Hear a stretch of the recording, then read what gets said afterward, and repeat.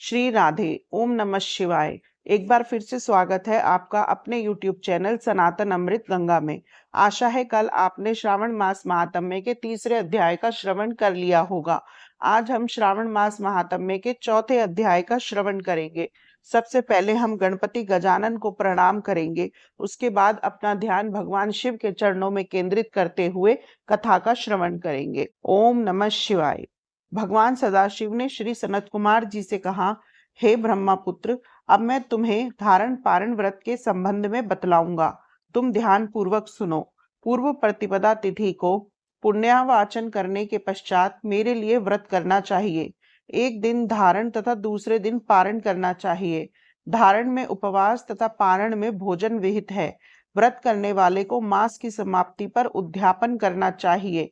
प्रथम श्रावण मास की समाप्ति में कीर्तन पुण्याह वाचन कराकर हे वत्स आचार्य और ब्राह्मणों का वरण करना चाहिए। भगवान सदाशिव तथा भगवती पार्वती की सोने की प्रतिमा घट के ऊपर स्थापित करनी चाहिए और रात भर भक्ति द्वारा अर्चन करना चाहिए। रात को शिव महापुराण का श्रवण कीर्तन आदि करते हुए जागरण करना चाहिए। प्रातः काल हवन करना चाहिए। त्र्यंबकम यजामहे इस मंत्र से तिलों और चावलों की आहुति देनी चाहिए। षडाक्षर ओम नमः शिवाय मंत्र से खीर की आहुति देनी चाहिए। फिर पूर्णाहुति देकर शेष कार्य समाप्त करना चाहिए। ब्रह्म भोज करवाकर आचार्यों का पूजन करना चाहिए। हे योगीश, इस प्रकार व्रत को करने से मनुष्य ब्रह्म हत्या आदि पापों से मुक्त हो जाता है। इसमें रत्ती भर भी संदेह नहीं है। अतएव श्रेष्ठ श्रावण मास का व्रत करना चाहिए।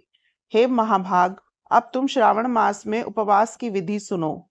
हे ब्रह्मपुत्र, स्त्री अथवा पुरुष को इस व्रत के लिए संयतात्मा एवं जितेंद्रिय होकर प्रतिपदा तिथि को प्रातःकाल इस व्रत का संकल्प करना चाहिए। अमावस्या के दिन लोकोपकारी वृषभ ध्वज भगवान शंकर का 16 उपचार से पूजन करना चाहिए।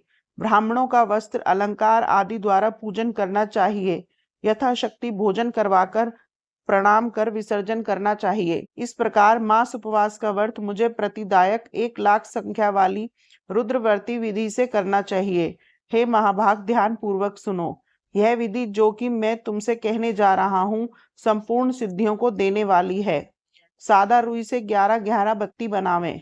मुझे प्रीति से यह बत्तियां रुद्रावर्ती के नाम से कही जाती हैं। श्रावण मास के प्रथम दिन इस विधि से संकल्प करें। श्रावण मास में देवों के देव महादेव है। मैं भक्ति से उन गौरीश की 1 लाख बत्तियों से आरती करूंगा। यह संकल्प करने के पश्चात 1000 बत्तियों द्वारा प्रतिदिन पूजन करना चाहिए। समाप्ति पर 71,000 बत्तियों से आरती करनी चाहिए या प्रतिदिन 3000 बत्तियों द्वारा आरती करनी चाहिए।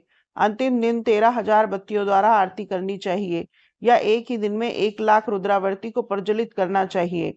यह बत्तियां मुझे अत्यधिक प्रिय हैं। इनको शुद्ध घी से संचित करना चाहिए।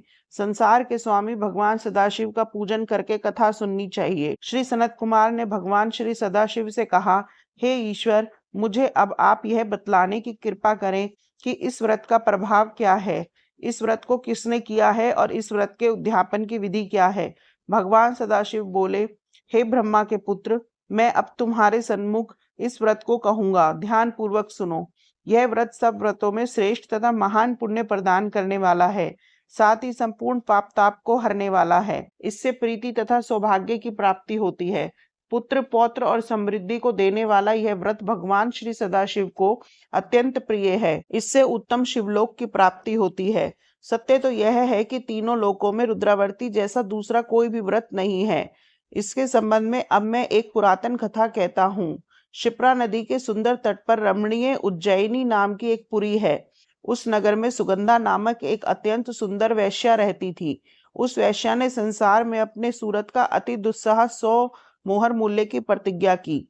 उसने युवा पुरुष तथा ब्राह्मण कुमारों का धर्म भ्रष्ट किया। बार बार बहुत से राजाओं तथा राजकुमारों को बिगाड़ा।